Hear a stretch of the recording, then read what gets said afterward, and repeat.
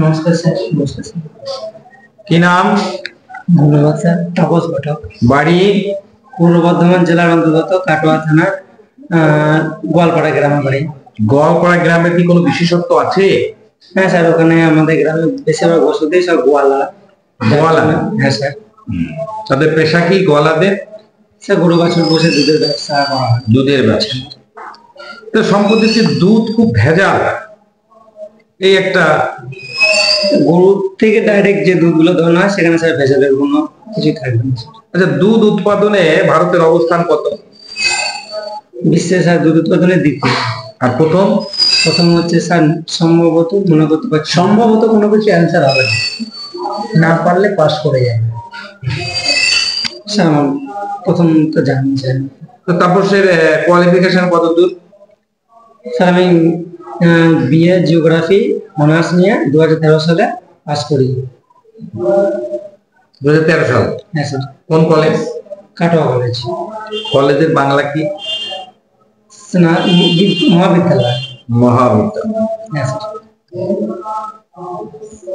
আচ্ছা, অনুস্বার অপস্বর তুমি ছাত্রদের একটু বুঝাবে, সেভাবে বলো তো, আমরা তোমার ছাত্র, অতি সংক্ষেপে বুঝাবে। স্যার অনুস্বর অপস্বর বলতে এটা একটা অবস্থান বোঝায়। পৃথিবী যখন সূর্যের চারিদিকে ঘোরে, ঘুরতে ঘুরতে পৃথিবী এমন একটা স্থানে অবস্থান করে, তেসরা জুন যখন পৃথিবী থেকে দূরত্ব সব থেকে কম, সেটাকে বলা হয় স্যার অনুস্বর অবস্থান। এইভাবে আবার ঘুরতে ঘুরতে 4 জুলাই যখন যায় এমন একটা স্থানে অবস্থান করে পৃথিবী থেকে সূর্যের দূরত্ব হয় সব থেকে বেশি, প্রায় 15,20,00,000 কিলোমিটার, যাকে বলা হয় স্যার অবসর অবস্থা। এই এই যে ঘোরাঘুরি শিশুরা তো বুঝবে না, সূর্য ঘুরছে না পৃথিবী ঘুরছে, এটা ওরা ভালো বুঝবে না। এটাকে বাস্তব তুমি কিভাবে শিখাবে? বাস্তব জ্ঞানটা তাদের মধ্যে কি করে দেবে, বা এই ব্যাপারে তাদের আগ্রহটা কিভাবে সৃষ্টি করবে? এই পৃথিবী ঘুরছে, যদি বিদ্যালয়ে গোলক থাকবে, সেই গোলকটাকে আমরা ব্যবহার করতে পারবো। গোলকটাকে হবে না, তুই গোলকটাকে ঘোরাচ্ছ, তো গোলকটাকে ঘোরালে ওরা বলবে যখন পৃথিবী ঘোরে। তা আমি তোমাকে ছাত্র হিসেবে প্রশ্ন করলাম, বলছেন স্যার আপনি পৃথিবী ঘোরে, তাহলে পৃথিবী ঘুরতে ঘুরতে ভারত যদি পৃথিবীর পূর্ব দিকে থাকে তাহলে পশ্চিম দিকে কোনোদিন যায় না কেন? ভারত তো সাধারণত পূর্ব গোলার্ধ দিয়ে অবস্থা, তাহলে পশ্চিম গোলার্ধে যায় না কেন ঘুরে? পৃথিবী যদি ঘোরে, হ্যাঁ স্যার, তাহলে ঘুরতে ঘুরতে ঘুরতে ঘুরতে তার অবস্থান তো পাল্টি হয়ে যাবে। স্যার পৃথিবী যেমন সূর্যকে কেন্দ্র করে ঘুরছে, সেরকম সূর্য আকাশ গঙ্গাকে কেন্দ্র করে ঘোরে। আমি বুঝাতে পারলাম কি তাহলে তোমায়? তুমি বললে চলে যাচ্ছে, পৃথিবী ঘোরে। হ্যাঁ স্যার, বুঝা গেছে? ছাত্রদের তুমি বাস্তব মতো বোঝাতে পারবে না। পৃথিবী যদি ঘোরে, ছাত্র হিসেবে আমি তোমায় প্রশ্ন করেছিলাম যে তাহলে ভারত ঘুরতে ঘুরতে একদিন আমেরিকার কাছে চলে যায় না কেন? ভারত তো একটা ভূখণ্ড হিসেবে অবশ্যই মানে তো ভূখণ্ড, শুধু ঘুরছে। দেখেন স্যার, জলভাগ স্থলভাগ তো সবই আছে। এবার আমাদের পৃথিবীটাই তো ছোট বড় 8টা প্রধান পাত আর 20টা ছোট পাতের উপর। এই যে যদি পৃথিবী হয়, এই যে কত বোঝে, যদি পৃথিবী হয় তাহলে পৃথিবী ঘুরছে তো সূর্যের চারিপাশে। হ্যাঁ স্যার, ঘুরতে ঘুরতে তার অবস্থান তো পরিবর্তন ঘটবে। এটা বাস্তব ভাবে বোঝাবে কি করে? বাস্তব ভাবে বোঝাতে হবে, আমি বলে দিই সংক্ষেপে, যে দেখো দিন বড় হয় রাত্রি ছোট হয়। কেন হয়? দিনটা তো সমান হওয়ার থাকার কথা না, এই ঘোরার কারণে ঘুরতে ঘুরতে ঘুরতে ঘুরতে অপসর অনুসর এই জন্যই ঘটে। ওরা বুঝবে যে দিনটা বড় হয় শীতকালে, এই ছোট হয়, আর গরমকালে বড় হয়। স্যার ওটা মকর সংক্রান্তি, মকর সংক্রান্তির দিন ছোট রাত বড় ব্যাপার। আমি তোমায় তা বলিনি, আমি বলছি বাস্তব ভাবে তাদের কি করে বোঝাবে। বাস্তব ভাবে যদি হয়, বাচ্চাদেরকে আমি গোল করে স্যার দাঁড় করাতে পারি, তারপরে কোনো একজন বাচ্চাকে আমি বলবো ওরা যে গোল করে দাঁড়িয়ে আছে, ওদের ওই পৃথিবী যেহেতু সম্পূর্ণ গোল নয়, ডিম্বে দাঁড়াকারী, আমি যে সমস্ত শিক্ষার্থীরা থাকবে তাদেরকে আমি গোল করে দাঁড় করাবো। তার পিছনে কোনো একজন বাচ্চাকে বলবো তুমি ওদের পিছনে পিছনে ঘোরো। কোন একটা সময় দাঁড়াতে বললে তো এখানে এখানে থাকলো, ও তারপরে এখানে চলে গেল, তাই তো? তাহলে ভারত এখান থেকে এখানে যায় না তো? না স্যার, ভারত কেন যাবে? তাহলে তুমি তো পৃথিবী তো বোঝাচ্ছ ওদেরকে। পৃথিবী বোঝাচ্ছি, পৃথিবী সূর্যের চারিপাশে ঘোরে, তুমি বোঝাচ্ছ না? হ্যাঁ স্যার, পৃথিবী তো ঘোরে তো সূর্যের চারিপাশে ঘোরে, তাহলে ভারতের অবস্থান পরিবর্তন হয় না, তুমি বুঝাতে পারবে বাচ্চাদের? না স্যার। তাহলে আমার কথাটা বুঝেছো না? বুঝতে পারোনি? তুমি যখনই বলবে পৃথিবী ঘোরে, তখনই আমার প্রশ্ন থাকবে তাহলে ভারত ঘুরতে ঘুরতে আমেরিকার কাছে যায় না কেন কোনোদিন? আর আমেরিকা ঘুরতে ঘুরতে ভারতের জায়গায় আসে না কেন? কোনোদিন ভেবেছো এই প্রশ্নটা? হ্যাঁ স্যার, ভেবেছি। তাহলে কি উত্তর দেবে তুমি তার? স্যার মাত্র স্যার প্লেট টেকটনিক থিওরি ছাড়া স্যার কি বলবো, তাছাড়া তার উপর কিছু নেই স্যার। আচ্ছা, ভারতের প্লেট টেকটনিক থিওরি হবে স্যার। পরের প্রশ্ন, ভারতের ভৌগোলিক অবস্থান সম্বন্ধে কি জানো? ভারতের ভৌগোলিক অবস্থান ভারতের উত্তর পূর্ব গোলার্ধে অবস্থিত। ভারত ভারতের ভূপ্রকৃতিকে স্যার প্রধানত 5টা ভাগে ভাগ করা যায়। আর ভারতবর্ষকে নদীমাতৃক দেশ বলা হয়। ভারতের অনেক নদ নদী বিভিন্ন জেলার মধ্যে বিন্যস্ত অবস্থায় আছে। ভারতের মোট আয়তন কত? ভৌগোলিক অবস্থানের 87,263 বর্গ কিলোমিটার। প্রশ্নটা হচ্ছে ভারতের ভৌগোলিক অবস্থান। অ্যান্সারটা তোমার সঠিক হচ্ছে?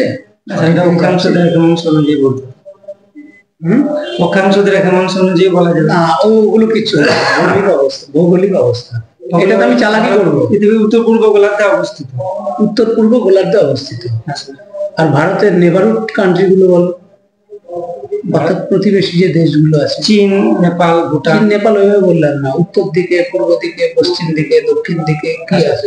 উত্তরে চীন, দক্ষিণে উত্তরে চীন, শ্রীলঙ্কা, হ্যাঁ দক্ষিণে শ্রীলঙ্কা, পশ্চিমে স্যার পাকিস্তান, আফগানিস্তান, পশ্চিমে পাকিস্তান, আফগানিস্তান, পূর্ব দিকে স্যার বাংলাদেশ, মায়ানমার। আর কিছু নেই? হ্যাঁ স্যার, এগুলো স্যার ওই আমাদের যেগুলো প্রতিবেশী দেশ। এবার যদি জলভাগ বলা হয় তাহলে স্যার পূর্বে আছে অবস্থায় জলভাগ আসবে তো, পশ্চিমে কেন আসবে না? দক্ষিণ দিকে সাগর আসবে না কেন? এগুলো সব আসবে। বঙ্গোপসাগর আসবে যেমন না কেন? অবস্থানটা জিজ্ঞেস করেছি, মৌসুমী বায়ুর উৎপত্তি স্থল কোথায়? স্যার বর্ষার সময় বঙ্গোপসাগর থেকে উৎপত্তি হয়। বর্ষার সময়। হ্যাঁ, সেই বর্ষার সময় বলতে তার মাসটা জুন জুলাই মাসে। জুন জুলাই মাসে। 15ই জুন থেকে যেটা আমাদের মৌসুমী বায়ু আগমন দিন ধরা হয়। মৌসুমী বলতে কি বোঝায়? মৌসুমী স্যার একটি আরবি শব্দ যার অর্থ হলো ঋতু। তার মানে ঋতু পরিবর্তনের সাথে সাথে মৌসুমী বায়ু প্রবাহিত হয়। গৌতম দা, আচ্ছা, তারপর তুমি তো জিওগ্রাফি তো অনার্স নিয়ে পড়াশোনা করেছো, হ্যাঁ স্যার। প্রাইমারিতে তো তোমাকে জিওগ্রাফি পড়াতে হবে না, অন্য সাবজেক্টও পড়াতে পারবে তো? হ্যাঁ স্যার, প্রাইমারি শিক্ষকতা করার জন্য স্যার আমি প্রথমে যে ডিএলএড ট্রেনিংটি সম্পন্ন করি, সেখানে আমি প্রথম থেকেই প্রস্তুত যে প্রাইমারি যে সমস্ত বইগুলো রয়েছে সেগুলো সবই আমাকে পড়াতে হবে বা আমি নিজের উপর বিশ্বাস আছে আমি পড়াতে পারবো।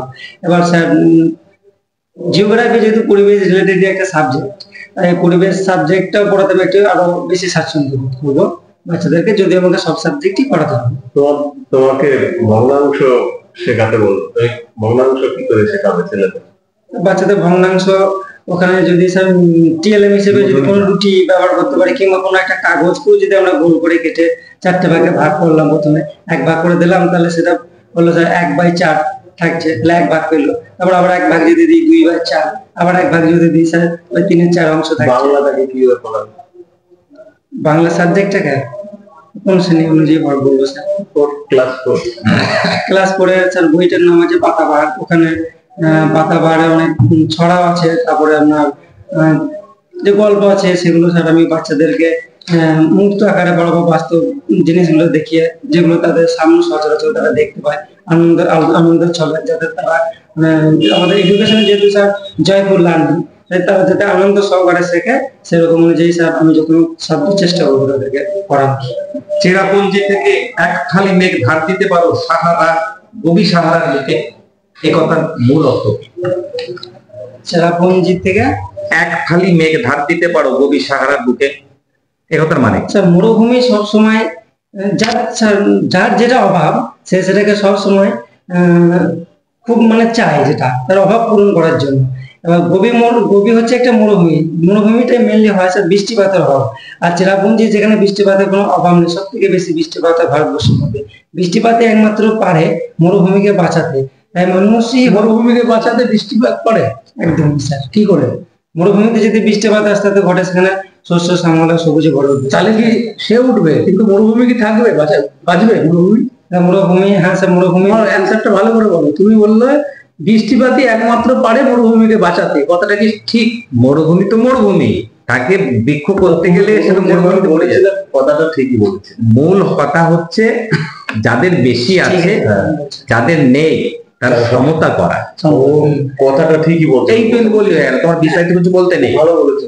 বলে যার নেই। ঠিক আছে, মরুভূমি তো সবসময় বৃষ্টিপাতকেই চাইবে।